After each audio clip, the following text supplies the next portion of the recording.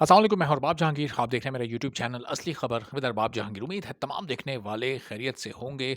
बड़ी खबर आ चुकी है कि इंडिया में तेरे बिन बनने जा रहा है और तेरे बिन का रीमेक एकता कपूर बनाने जा रही हैं और कलर टीवी पर ही ऑन एयर होना है। लेकिन अब इससे मुतालिक कुछ इस तरह की बातें भी सामने आई हैं कि क्या इसकी भी एपिसोड्स वो जो 2-2,5 हज़ार के करीब हुआ करती हैं आमतौर पर इंडिया में सोप सीरियल्स की, क्या ये उसी तरह सैकड़ों एपिसोड्स पर मुश्तमिल होगा?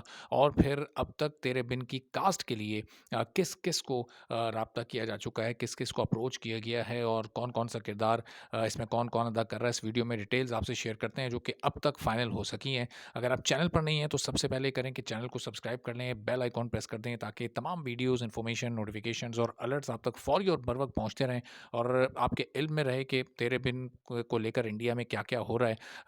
कौन-सा डायरेक्टर इसको बनाने वाला है और अब कौन-कौन इसमें काम करेगा। और ये वो स्टोरी है, ये वो ड्रामा है जो कि जब पाकिस्तान में बना था पिछले साल तो किस तरह इसने मकबूलियत के रिकॉर्ड्स तोड़े थे, किस तरह पूरी दुनिया में इसने अपनी धाक बिठा दी थी और किस तरह वहाज अली और यमुना ज़ैदी को इसने मेगा स्टार्स में कन्वर्ट कर दिया। मीरब और मुर्तसिम के जब किरदार उन्होंने निभाए तो ये सबके सामने है और अब शायद यही वजह है कि एकता कपूर की जानिब से इसको इंडिया में बनाने की बात की गई है। तो मीरब के किरदार के लिए किसको अप्रोच किया गया, ये मैं आपको बता देता हूँ। इसमें 2 नाम सामने आ रहे हैं, एक आयशा सिंह का नाम और एक कानिका मन का नाम। ये 2 ऐसे नाम हैं जिनको अप्रोच किया गया है, जिनको मीरब का ये किरदार ऑफ़र किया गया है। लेकिन ज़ाहिर है कि दोनों में से किसी एक को ही पिक किया जाना है, किसी एक को ही सेलेक्ट होना है।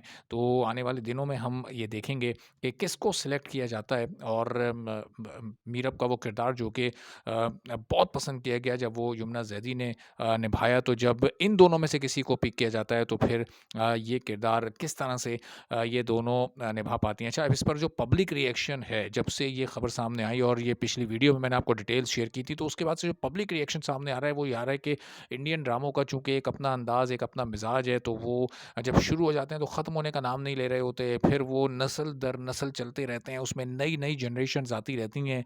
एक ही हीरो बार-बार निकल कर कभी मरा हुआ शख्स ज़िंदा हो जाता है, कभी वो कई सालों के बाद वापस आ जाता है, कभी वो कोई गरीब गया होता है और कुछ साल के बाद वो कोई अरब-खरबपति बनकर सामने आ जाता है। तो ये इस तरह की कहानियाँ इंडियन ड्रामों में आमतौर पर होती हैं और वो बहुत लंबे चल रहे होते हैं, नहीं ख़त्म हो रहे होते। तो अब लोगों को ये डर है कि जो तेरे बिन की ये कहानी थी, जो कि पाकिस्तान में सिर्फ़ 58 एपिसोड्स पर मुश्तमिल थी, क्या अब जब ये इंडिया में बनेगी, तो ये कोई मल्टीप्लाई बाय 10-20 हो जाएगी? ये भी कोई सैकड़ों एपिसोड्स पर मुश्तमिल होगी?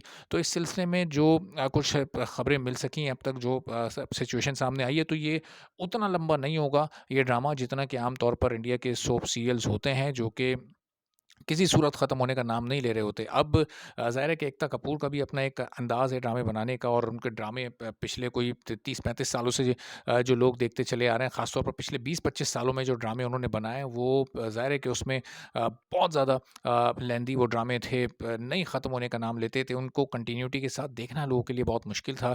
तो अब ये एक चैलेंज उनके लिए होगा कि कम एपिसोड्स में किस तरह से वो एक ऐसा ड्रामा जो कि पूरी दुनिया में पहले ही एक ब्रांड है। ज़ाहिर है कि तेरे बिन के नाम से अगर कोई प्रोडक्ट बनेगी तो लोगों की नज़रें उस पर होंगी और अगर उसी कहानी पर बेस करता ड्रामा एक कोई शख्स बना रहा है, कोई प्रोडक्शन हाउस बना रहा है, किसी चैनल पर आने वाला है, तो ज़ाहिर है कि उस वो पूरी फ़ैन बेस, वो पूरी फ़ैन फॉलोइंग जो तेरे बिन की थी, वो हर एक शख्स वो ड्रामा देखेगा।